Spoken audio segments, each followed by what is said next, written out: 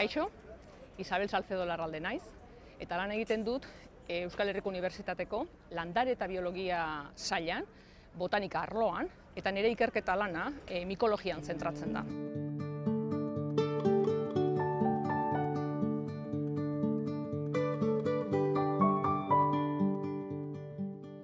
Ikasi nun biologia.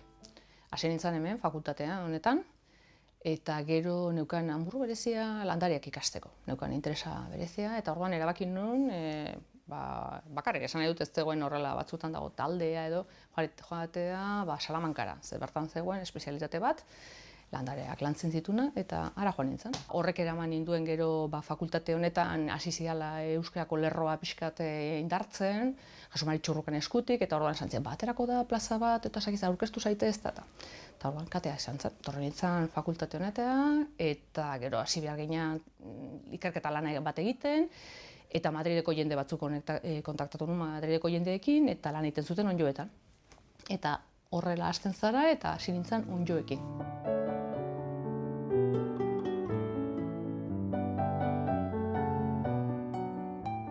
Pentsatzen dena baina askoz ere garrantzitsuagoa dira. Ondjoek egiten dute, gutxienez talde batek, egiten du nolabait zikloaren amaiera.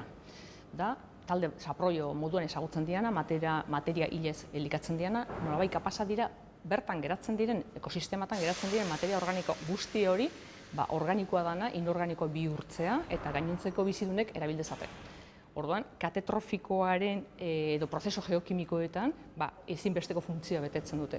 Batzutan esaten dugu erdibromatan dira lehenengo berziklatzaileak, munduan ezagutzen diren edo naturan ezagutzen diren lehenengo berziklatzaileak. Hori alde batetik, batzu baino, ez? Baina bestalde beste batzuk, mikorriziko izenarekin ezagutzen diranak, elkartzen dira landareen sustraiekin eta laguntzen diete landarei nolabait zurgatzen edo beraientzat ezinbesteko diren hainbat elikagai. Beraz, elkarrekintza hori ezinbestekoa da gaur egun ezagutzen dugun mundua aurrera segidadi. Gertatzen da ondjoekin, batzuk ezagutzen dira, batez ere gorputz fruktiferoa edo perretxiko izenarekin ezagutzen dugun egitura horiek garatzen dituzten horiek ezagutzen dira, eta egia da, horien inguruan egin diren ikerketa gutxi batzuetan ikusten da, espezie batzuk pixkat galtzen ari dirala. Bere ekosistema, bere habitat desagertzen ari diralako, beste batzuk kutsadura dela eta izan daiteke, beste batzuk pixkat egoera ez negatibo batean kokatzen dirala, baina hainbat ondjo daude ezagutzen, ia ezagutzen ez ditugunak, eta berai inguruan informazio oso gutxi edo eskasa ditugu.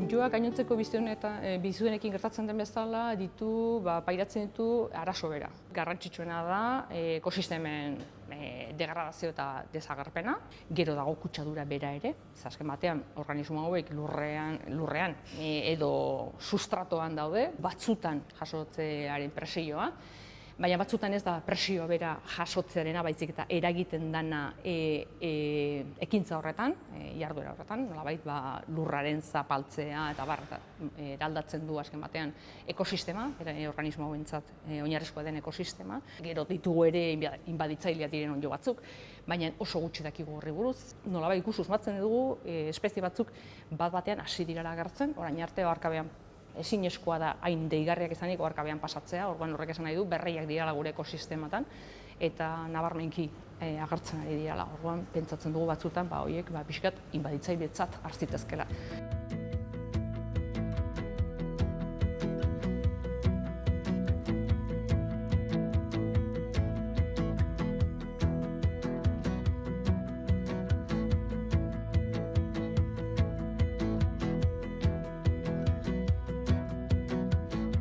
Ikusi dugunarekin, baina berriro diot, beti objetibitate hutsa gabe, objetibitate hori gabe, momentuz badirudi ez diguela desplazatzen. Baina batzutan, ikusita bere agarpena, bere presentzia, batzutan, esate duzu, agian, honek ere, egin behar du zerbait epe motz batean. Egia da, batzuk, ikusi dira, batean, hasi direla agertzen, non nahi, eta gainera batzuk saprobiak izanik, saprobio lignikolak izanik, zuretan.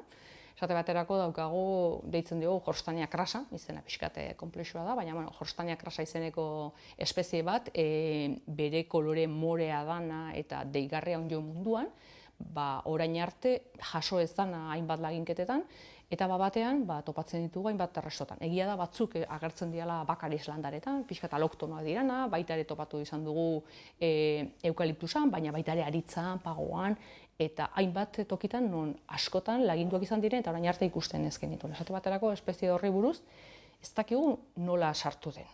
Ez dakigu, eta da galdera ikurra izugarri, ze batean edatzen ari da.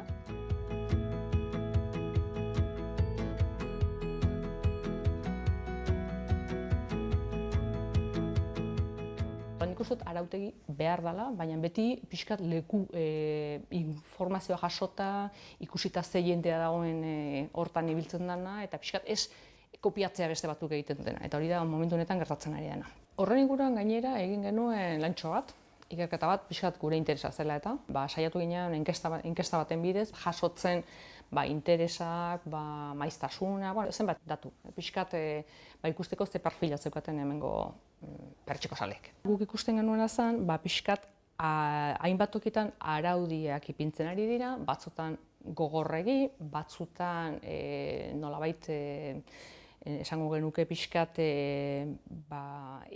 aurreko ikerketa gabe, ez dakit pixkat desinformazio gabe.